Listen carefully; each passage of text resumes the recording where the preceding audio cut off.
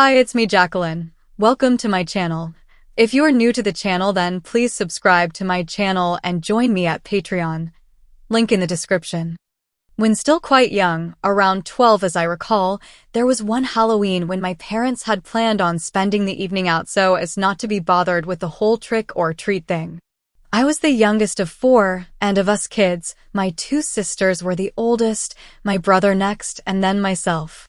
Oddly enough, my oldest sister and myself more closely had Mom's face and complexion, including fair skin and flame red hair, while my other sister and my brother had for the most part Dad's features with dark hair and dark complexion. We were an interesting mishmash of our gene pool. As the evening approached, my parents readied themselves to escape the endless doorbell ringing and candy giving and checked on our plans for the evening. My two sisters were having their boyfriends over to help with the trick-or-treaters, and that was okay with Mom and Dad, as they knew them and trusted they would be gentlemen, and my brother was going out with his buddies to a movie. That left me, and I wanted to go out with my friends to collect candy. Mom agreed to everyone's plan, though she assigned me a curfew and gave the task of putting together my costume to my sisters. Then Mom and Dad left. That was fine with me, because with my sisters having their boyfriends over, they wouldn't enforce the curfew. In fact, the longer I stayed out, the better they would like it. Next was the problem of a costume. We never had store-bought costumes, but our outfits were always very creative, especially when my sisters were in charge. This time, though, they were a bit agitated that they had to spend valuable primping time on me, and took out their agitation by taking me to Mom's room and began by selecting some underwear for me to put on. I complained, but they said they had no time to argue, and if I wanted to go out, I would do as they said. I harumphed a bit, but finally, I did as they said and pulled on Mom's all-in-one open-bottom girdle with garters and the frilly panties that were my sister Jay's idea and contribution. A drawback for me, or plus, depending on your point of view, was that I was right about Mom's height and measurements, considering she was the shortest member of the family, and I was a bit pudgy, with baby fat breasts that caused me great embarrassment when swimming or doing anything that required me to be topless. It was really so bad that I avoided these types of activities, and one time, when home alone, I had tried on one of Mom's bras, and not only did it fit, but I nearly filled the C-cup, just as I did this evening. Then they came back into the room and helped with everything else. There was Mom's lacy white full slip and a pair of beige stockings that were expertly clipped to my garters. Next came a pair of black low heel pumps, which, by the way, gave me very shapely legs, a string of faux pearls, some clip-on earrings, and a very nice light blue sheath-type dress. I was beginning to look almost exactly like Mom, and my sisters were as shocked by the resemblance as I was, but we all found it fascinating. So much so that I forgot totally about my earlier reticence about the whole dressing thing. Upon discovering this uncanny resemblance, they put more effort into the transformation, going so far as to expertly apply my makeup and then styling my somewhat longish hair. After a spritz or two of Mom's expensive perfume, they took me to her mirror, and the three of us stood there in awe. They were no longer being spiteful or giggling, and I was no longer complaining about the female persona they had given me. The three of us stood there dumbstruck. There were my two sisters flanking a younger, though not terribly so, as the makeup and hairstyle seemed to have aged me to near 16 or 17 years at a guess, version of our mother. All three with mouths open, but no one saying anything. Of course, I filled out Mom's corset very effectively, and it in turn shaped my baby fat body into the feminine form that held us riveted to the mirror. It was almost magical, and it was some moments before they agreed it was a done deal, and scooted me off downstairs with Mom's light pink sweater to finish off the costume. They gave me a quick once-over, and showed me how to smooth my dress as I sat if that became necessary, then handed me a bag and scooted me out the door so they could freshen up for their boyfriend's impending arrival. Well, I stood on the porch in the fading light of day considering my new self and, to my surprise, feeling quite flush about the whole adventure. I loved the way all the silky underwear slid on my smooth skin as I walked, and even began to relish the tightness of the corset. It was all so new to me and yet so enthralling. I liked being dressed. As I left the porch and stepped rather demurely onto the sidewalk, I was still getting used to heels. I noticed something at once strange and exciting. No one was noticing me. There were no looks of appreciation of my costume and no teasing from any of the neighbors. Nothing. Just a pretty young girl walking down the street who happened to be carrying one of those cloth shopping bags with handles that must easily have been mistaken for my purse, and I'll tell you why I know it was in a little bit.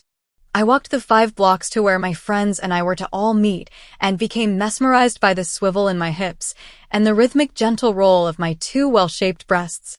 I even began to feel strange urges, like wanting to find some older man and tease him. I knew of sex, but not about it. I mean, I knew it existed and was supposed to be pleasurable, and I suppose I might even have known a little of the mechanics of it. A rather unromantic description, I know, but the best way I can describe my grasp of the subject at the time. But I had no experience beyond looking up a girl's dress when I had the chance. Now I didn't have to though, did I? I knew what secrets they hid because I was hiding the very same secrets myself. Without realizing how dangerous a game the teasing could have been, and I surely could have made that happen as I received several honks and whistles as I strolled to my rendezvous with my friends.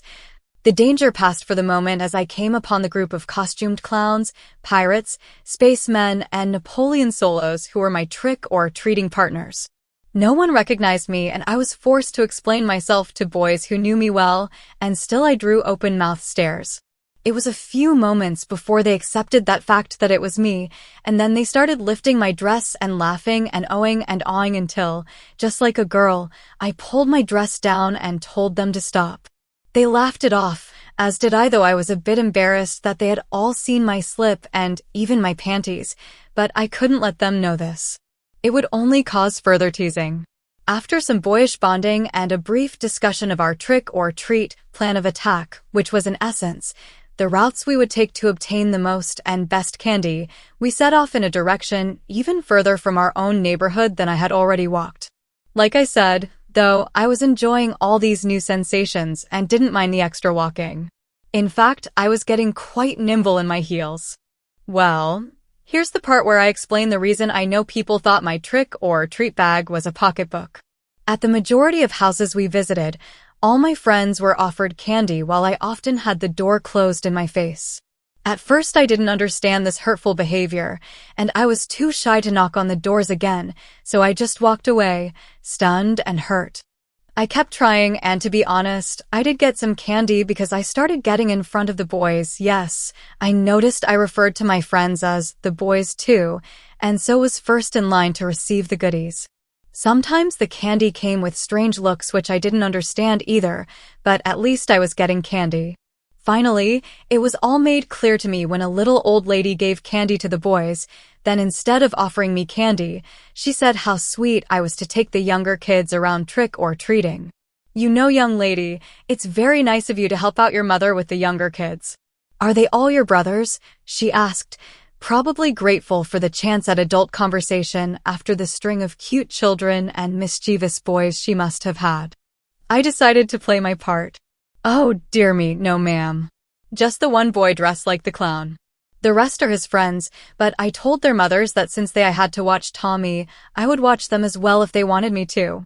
They were grateful for the break. I said, ending with a smile. I was enjoying this deception more than the collecting of free candy. That's nice. Mothers can use all the help they can get, especially today, what with all the trouble youngsters seem to be getting into. God knows what it will be like when you're ready to have kids.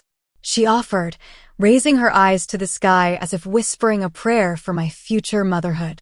On another day, I might have joined my friends in teasing and taunting this little old lady, but tonight I liked her, and I liked her thinking me a future young mother. It was weird. Even to me. I noticed my friends moving on to the second house away from where I stood, and thought I'd better end this and catch up. Well, better catch up to the little troublemakers before they get too far ahead.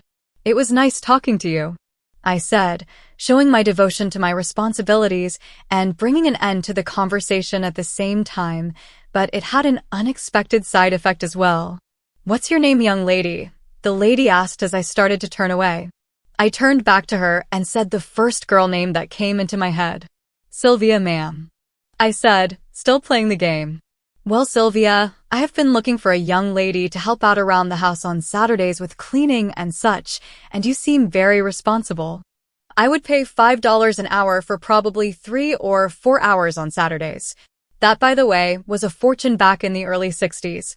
Would you be interested? She asked. I was flabbergasted. I quickly calculated in my head, and all I saw was $15 or even $20 for a few hours' work, and answered without thinking. Yes, ma'am. I would. I said excitedly. Good. Come see me next Saturday morning, and we'll talk, she said, grasping my hand softly, then retreating inside and closing the door. I didn't even think about the implications of her hiring Sylvia at first. The very first thing I thought of was how soft her skin was to the touch, even at her age. And how gentle it was. More like someone wrapping your hand with a big cotton ball than holding it in their hand. How wonderful it must be to be a woman all the time and have such silky soft skin. And wear such soft and pretty underthings all the time, I thought. Then I remembered my friends and wanted to tell them what happened, but looking down the street, they were nowhere to be seen. They had left me, and I was probably near 15 blocks from home. Oh boy. I wasn't really worried, though. It was completely dark now, and I seemed to have lost my interest in trick or treating anyway. I had fallen deeper and deeper into the Sylvia persona my sisters had created, and as I walked slowly toward home, the only thing I thought about was how I could lay claim to that nice little old lady's offer of a Saturday job. There was still the occasional trick or treater, but they became fewer and farther between as I meandered on my way, often turning down streets I had not been on before just so I could extend my walk a bit more. The remainder of my stroll through the night as Sylvia was practically uneventful, except I was maybe 8 blocks from home now when I saw a group of teenage boys, probably around my brother's age, coming toward me on the same sidewalk. They weren't particularly menacing or anything like that, but it did appear they were a little tipsy. It was fairly common around this time for the older teens, especially the boys, to finagle themselves some beer or other alcoholic drink and get drunk. I hadn't tried that yet, but I knew my brother had several times, so I was aware of it and not really worried about these boys. I guess I had forgotten for the moment that I was Sylvia. As they approached, they too were fooled by the magic my sisters had worked because they started to whistle and say things like, "Hey baby, where you going? And wanna come have a drink with us?" And though the thought of being accosted was totally foreign to me, I did feel this odd indignation and an urge to turn my pretty powdered nose up at them. In fact, I did just that as I tried to walk past them on the inside of the sidewalk. "Oh, don't be like that. What's your name, baby doll?" said the boldest of them as he pinned me against some hedges and put his arm around my waist, drawing me to him. "None of your business. Now let go of me," I demanded as his other arm came around my waist as well, and he pulled me very close to him, to the point where my pointy breasts were pressed against his chest, and his face was inches from mine. I struggled a bit, but I still wasn't thinking about being violated, so my struggles were minimal, as if against some minor annoyance, and he easily held me fast. Come on, baby doll. I'm just trying to be friends. Give me a little kiss, huh?" he said, his lips coming less than an inch from mine, and his hands sliding up and down the back of my dress. I know he was enjoying the sensation of soft skin beneath layers of nylon because I was too. I wasn't aware that he had worked my dress and slip up my thighs slowly till I felt the coolness of the October night air on my thighs above the stocking tops, and realized his hands were cupping my prettily pantied bottom while his fingers played with the lace ruffles. I was mortified and now started to be scared. All at once, I was aware of everything. This boy who had me exposed and trapped. His friends who watched hungrily, but silently. The empty darkness of the street. Everything. I was totally incapable of reaction. My mind was outside my body, and it too was watching in silence. I saw myself groped and pinched, cupped and caressed, and one of the silent watchers even approached to feel my breasts. I was frightened, but actually enjoyed my predicament as much as they did. That was part of what frightened me so much, I guess. I know I liked the feel of hands all over me, and, even to a point, the sensation of helplessness.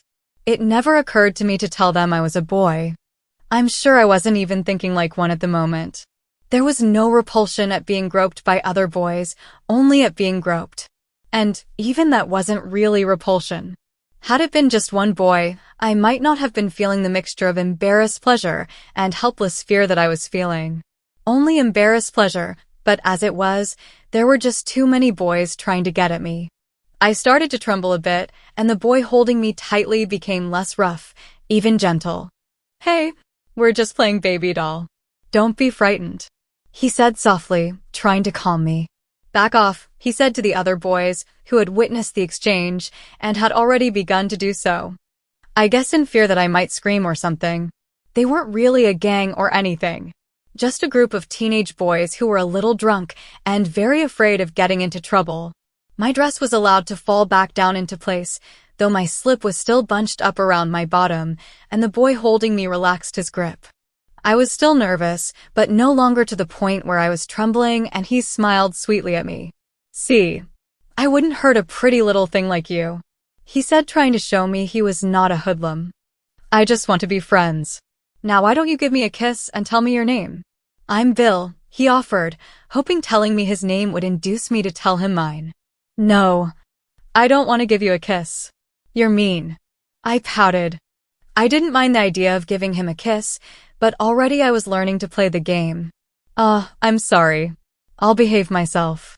Just one little kiss, please," he begged teasingly. "Then will you let go of me?" I asked, stringing him on just a little. "I promise. One little kiss and your name, and I'll let you go." He swore with his hand in the air like a Cub Scout. What could I do? I kissed him. I tried to kiss his cheek, but he was too fast and shifted so my lips met his perfectly, and he again strengthened his grasp while he pushed his tongue past my lips and into my mouth. I struggled a bit, but only in surprise. As his tongue roamed in my mouth freely, I realized I was enjoying this and gave myself to it. His friends had strayed a few more steps away, but I was aware that they watched with smiles of approval. Their friend Billy had scored as far as they were concerned. And he had scored with the girl in the lacy slip and panties. He was BMC to them. After the kiss, which seemed to last 5 or 6 minutes, and maybe it did for that matter, Bill again asked my name, and all I could think to say was the name I had given the old lady. "Sylvia," I whispered with my head down. I was just a little embarrassed by my surrender. "That's a pretty name. Can I see you again, Sylvia?" "A movie maybe?" he asked, seriously wanting to see me again, but not really me. He wanted to see Sylvia. This was getting more and more complicated. Even more so because I would have liked to see him again, without all his buddies. "I'm going to be in this neighborhood next Saturday," I said to him with a shy smile, and I gave him the little old lady's address and explained I would be helping her that day, though I had no idea how I was going to work this out. He grinned broadly and promised he would wait all day on her steps if need be. Then I became playfully stern with him and told him to turn around and stand between his friends and me so I could fix my slip. This he did, but I caught him peeking while my dress was once again raised, though I continued my adjustment anyway and pretended to be cross with him. "Now you stop it or I won't go to the movies with you," I said petulantly. Okay, he said, laughing a little at my distress and happy that I had accepted his movie invitation by default, as it were. "All right, you can turn around now," I said after lowering my dress back into place, which he did just as I turned to leave, but he gently caught my arm and turned me back to him, and before I knew what he was up to, he stole another of my kisses. He. "See you next Saturday, Sylvia," he said when he had satisfied his need to kiss me and turned to join his friends. "See you next Saturday, Bill," I said with a faint wave to his receding back. "I hope," I thought to myself as I too turned and headed for home. This was going to be tricky, but I so wanted to make it happen. But how? I would study this problem day and night for the next few days. The night had been one of very surprising realizations to me. So much so that when I got home, I really made no attempt to change back into myself. I was so comfortable as Sylvia that, much to the dismay of my sisters, their boyfriends pretended to flirt with me, though I wondered about the pretend part, judging from the look in their eyes. After a few minutes of flirting, yes, I reacted as Sylvia and flirted right back. I went up to my room and just sat in my dress in the dark. I didn't really want to stop being Sylvia. I loved every part of the night, including being fondled and kissed. The next thing I knew, it was morning and I was still Sylvia. I took off my dress and again felt the warm glow of femininity as I looked in the mirror at the pretty girl in the lacy white slip. I just had to find a way to become Sylvia again without the benefit of Halloween, not only for that easy job, but also because I wanted to go to the movies with my friend's older brother as Sylvia. I washed my face and finished changing, sadly, then decided the only way I could pull off something like this was if I had the help of my sister Jay. Jay was adventurous and sneaky and would surely find this a challenge.